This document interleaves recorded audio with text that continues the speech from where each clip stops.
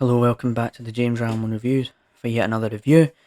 In today's review, like I promised, like I mentioned in the last review, whatever, can be talking about the Super Mario Brothers movie. Just to get it straight off the bat, been super into the Mario movies, no pun intended, or the Super Mario games. Like I played Mario Kart, I played Luigi's Mansion, I played Super Smash Bros. I played the old Donkey Kong on this old game kind of console. So I've been into the Mario games before, and so going into this movie, I was excited because I like Chris Pratt and I like Jack Black and Charlie Day and all of that, and yeah, like that's my background with Mario, and obviously like people were unsure about Mario, and in the trailers his accent sounded a bit weird or whatever, but Mario, right?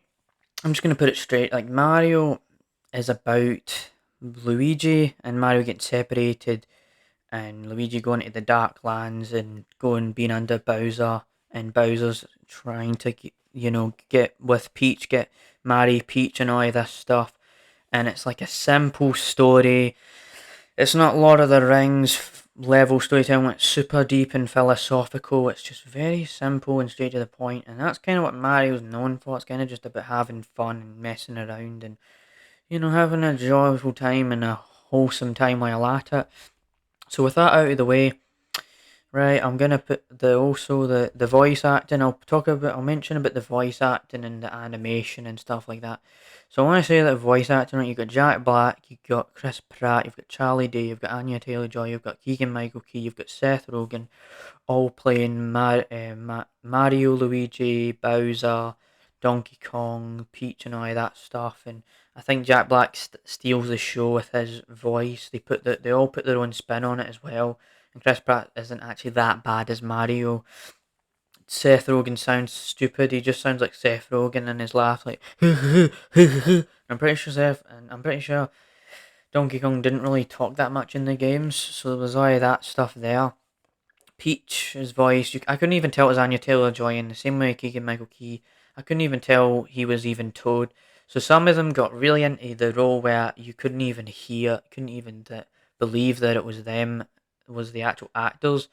And for a movie, right, some movies when they have all star casts, it's like the only memorable thing about a movie with an all star cast is an all star cast, and you remember who's in it, but it's just very boring. But this is a different story because it just goes for the funness and just runs with it so much that it's amazing. Also, the animation is great and it visually looks nice and everything like that.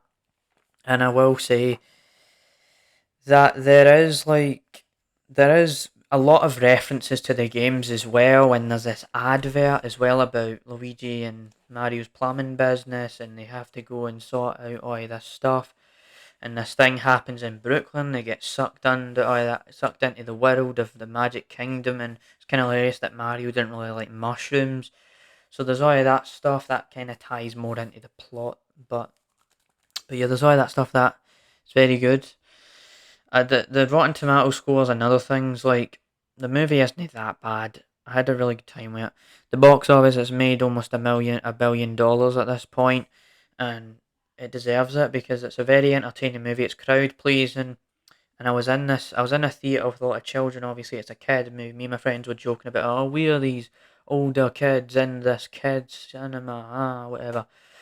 But it wasn't a bad experience, and it was just good to hear the kids enjoying the time at the theatres, and it just shows that when you make an entertaining film, it is so much more beneficial, and it is like the nostalgia, like it feels like nostalgia bait, but it's actually nostalgia bait done right.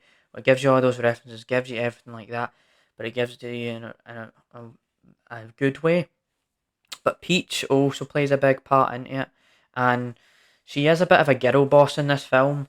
But what I will say is that the movie itself makes sure that it is Mario and Luigi's story, so you don't need to worry about them forcing in a female, strong, independent stuff. Because sometimes in storytelling, when they force these narratives down your throat, it can get a bit annoying and not that great to just watch something like that where you just feel and preached at.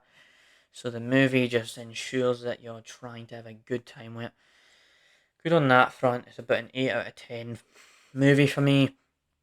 I would recommend going and seeing it in theatres because of that reaction the crowd gives, like that happiness and that joy, And I will. And Mario, I think Mario is and John Wick are the two films I have really liked this year. There's been some movies that are kind of meh or they're fine, but I just forget about them. I don't know if I'm gonna rewatch Mario constantly, but I definitely will be interested to see where the Mario cinematic universe takes itself forward. And the Peaches song is hilarious as well. Peaches, Peaches, Peaches, Peaches, Peaches. I could go on all day about this movie, and I was expecting to be super excited about it, and it is an entertaining movie, so yeah, I've said that stuff. But I would just like to see how they transpire this franchise and see how they can add Wario and Luigi and all these other characters because Mario has a lot of characters. So maybe this is the sign that as the MCU and all these other superhero movies are flopping at the box office and we're getting sick and tired of superhero movies now, maybe it's time for video game movies to rise up and take the stage and be like, hey, now we're the talk of the town, and now we are the type of film that everyone should go and see, and be and doing so be $1 billion successes at the box office. So I hope that's where we're going. We get a new trend in cinema, and and this goes to show how, like, you had The Last of Us and you had Tetris, then you have Mario. It's turning into this new wave of great superhero cinema.